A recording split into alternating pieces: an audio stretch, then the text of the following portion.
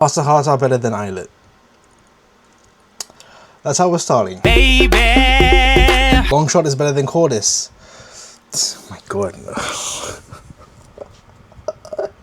The only reason why Min Hee-jin bunnies claim Islet copy New Jeans is because they are the only ones who became the successful after New Jeans, which with a similar aesthetic to them. Oh my gosh. This whole situation is just so... It's so much. Like, Islet are Islet, New Jeans are New Jeans. The songs are completely different. The dances aren't that similar. The only similarity is that each group is like 5 Asian girls. That's it. Like, yeah, the age range. Someone said that they copied the age range from 2004 to 2008 because the oldest is born 2004, the youngest born 2000. You can listen to both. You can support both. It's not that hard. It is just music. Why is my camera rising? No, go down. Go down. Okay, just doing that. Some K-pop fans forget that TXT is one of the most well-known groups of the 4th generation because they don't get into controversies all the time. It's quite rare for them to have a real impact. And above all, people forget their talent because many people say they all sound the same and that it's hard to remember their voices when they just don't make an effort. I've been standing them for 3 weeks now and I can recognize their voices, except in some songs where I still sometimes confuse Subin and Bumgyu. TXT is also more well known in Korea than internationally, I feel, and that might be why some people forget them. Especially Big Hit promotes them very poorly compared to BTS and Cordis, and I have the impression that TXT is almost a group with experience, for example with AI or even autotune, but still they sing at least 80% of the time and live and their voice is perfect, even better than in the studio. I'd say out of all 4th gen groups, like both boy groups and girl groups and mixed groups, I'd say TXT musically has the best discography. Like from start to finish, the music quality is always phenomenal, always amazing. Yeah, love TXT. And low-key, TXT and ITZY kind of feel the same because they started off really well, but then their companies debuted other groups and then focus on them, and then also focus on the 3rd gen group Twice and BTS, and then yeah, they're like in the whole spectrum, or what's the word? Paradox of like, they're really popular, they're really cool, but they're not in like the goated status, if you get what I mean. Still, I love them. Armies are being dramatic and BTS did not pave the way, Big Bang did. Okay, I've said this so many times. BTS paved the way because the artists before them made the foundation for them to pave a way. Alright, imagine paving the way as paving an actual road. You can't just put the road there. You can't just pave the road there. You have to put the foundation for the road to be paved. Big Bang, SNSD, 21, SHINee, groups like them made the foundation of K-pop, and then BTS paved the way for the artists after them. K-pop double standards are so uncalled for, because what do you mean is weird only when I know all these Korean men's birthdays and favorite colors and whatnot, but can't even go through the entire day of December 13th without someone coming up to me and saying, it's Taylor Swift's birthday. At least the ENHYPEN members are closer to my age than Taylor Swift is to theirs. No hate to Taylor Swift or any other singer, I personally love her a lot, but the fact that I'm judged by Swifties are not just because my favorite artist is not white, but theirs is really pressing me off. Listen, you don't have to know your favorite idol's birthday, but you shouldn't get dragged for not knowing a famous person's birthday. Like, listen, I'm a huge baseball fan, right? And listen, Shohei Ohtani, Aaron Judge, Bryce Harper, Paul Skeens, Yamamoto, and Aroldis Chapman, my favorite. I'm a huge fan of all of them. I wish I could pitch like Aroldis Chapman. Here's the thing, I don't know their birthdays. I don't know all of From Stein's birthdays. I don't know BTS's birthdays.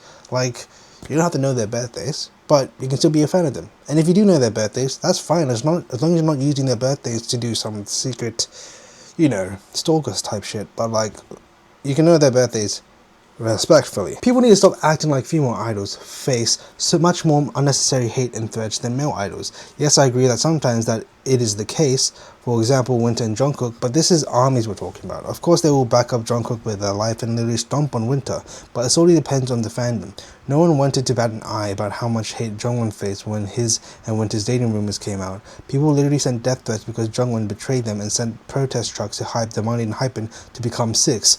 Well, now of course Winter faced her fair share of hate too, but the point is that everyone wants to make the female idol the victim all the time, and I agree that 70% of the time that is the case. But guys, don't act like the male idol is completely safe. I mean, I'm an engine, and they get new hate posts for the weirdest reasons every single day from their own freaking fandom. Yeah, like, here's the thing. In terms of like, yes, I will admit, as a man, men are usually privileged in certain aspects of Korea and all that. Like, I've been kind of, from my like, I know there's a lot of guys that haven't gotten like the privilege or anything like that, but like, for me personally, I've gotten a lot of privilege from like my work and my education and stuff. I'm very thankful for that. But in terms of pure hate on an idol, anything goes. Not even if you're a male, a female, a minor, an old boomer, you will get hate. Doesn't matter. It doesn't matter. It doesn't matter who you are, what you are. I've seen some pets get hate. Like, what? What? Seeing people support and defend Woojin for the free Tory shirt kind of pissed me off. Like, hating him is fine, but he def deserves criticism. If it was a HYBE idol or any Chorus member, the hate would have been crazy. Chorus just got hate for that TikTok reel in which they wore ski masks and trying to act cool. People started acting like the world was ending and calling them racist, even comparing them to Kiss of Life's controversy. They just hate Chorus because they are a HYBE group and they are really successful. It's just the idol situation all over again. The double standards are insane. Like, the bigger you are, the more famous you are, the bigger the spotlight. So the more bad thing you do, the bigger of a mistake it seems like. That's how it is. And that kind of needs to stop. Take people accountable. EJ and Joshua of 17 remind me of each other to the point where there are times I think they might be related. They talk the same and they look alike. I see that. Twins. Beautiful twins. Beautiful singing twins. My opinion is that people need to understand the difference between being a casual fan and being part of a fandom. I just watched a video where you said you were ARMY because you listened to a few songs by BTS and bought 2 or 3 albums. That sounds more like being a casual fan like me. Casual fans listen to the music, maybe buy an album or 2, watch some content and follow a bias. Active fandom participants vote, stream strategically, follow all members, join fandom projects, and track charts. I listen to a lot of BTS and stream their music because I generally enjoy it. They're the only group. I don't do groups, but I mostly keep up with my bias. I don't participate in fandom goals, voting, or organized projects, which is why I consider myself a casual fan rather than active member of the fandom. K-pop seems to be one of the few spaces where people want to claim membership in a fandom without participating in the things fandoms communities usually organize around. In other fandoms like comic books or metal bands, there are often stronger expectations about participation. I guess I see that. When it comes to claiming yourself as a certain part of the fandom, you can do certain things, but like, I feel like a fandom, being part of a fandom is like very open-ended, especially nowadays, because you can do certain things. Like the reason why I said I'm an ARMY, because like back when I was in high school, I used to do voting and stuff because I really like to do that. Now I don't really do voting anymore, but like back in the day, I used to vote for like BTS and Twice a lot. That's what I usually like to do, and then I just kind of stopped, especially during the pandemic. And yeah, like, there are casual fans and then there are hardcore fans, but yeah, I feel like with fandom participation and stuff, there are certain expectations to be met, but I don't think it should be gate kept. The whole ENHYPEN aren't friends or ENHYPEN are the straightest boy group has always irked me. I think it probably comes from the fact that ENHYPEN aren't as touchy with each other on camera, but I don't think physical touch should be what defines your relationship with someone. All of the members are clearly very shy and introverted. The ENHYPEN members don't like gay fan service, like maybe a slight exception for Jae and Jungwon and Sunwoo and Sunghoon, and that's okay. If anything, I think the fact that they don't indulge into in their fan service makes the relationship more realistic, especially as a fellow introvert myself. Yeah, not everybody is super affectionate with their fans, super touchy, and then like wants to do the whole quote-unquote queer baiting in terms of fan service. And ENHYPEN aren't like that. They're just chill dudes enjoying each other's company, enjoying their time. And yeah, they're a great group. HYBE pushing ENHYPEN's March comeback to January just for BTS is disgusting and disrespectful. No wonder they looked so thin and tired. It felt rushed. I feel bad. I hated HYBE so much. Okay, I think it got pushed to January for another reason now. This confession was released on the 9th of March. So, yeah, K-rock bands are extremely underrated. They oftentimes have better music than K-pop groups in my opinion, or maybe my emo heart will always just prefer bands. But I think a lot of K-bands are done a disservice in the way they are promoted, especially ones under larger companies. If you promote a rock band in the same way as a K-pop group, only K-pop fans are going to know their existence, and they won't reach the global audience outside of the K-pop space, and that would enjoy their music. Yeah, I agree. I like my favorite ever concert is a Day 6 concert, and I high-five Sungjin. That was a great time. Me and my sister high-five Sungjin. Yeah, I love Day 6. And then I love Extraordinary Heroes, the recent comeback. I actually really enjoyed. And seeing Blue, the reason why I played the guitar because well, I forgot his name, Younghwa, sorry, I forgot the lead's name, but him and I had the same birthday, June 22nd, so I was like, okay, I'm gonna play guitar. Totally not because, you know, I saw him play guitar and he got a lot of girls, so I thought playing guitar would get a lot of girls. Totally not the reason, but like, yeah, K-bands, K-rock bands, they're great.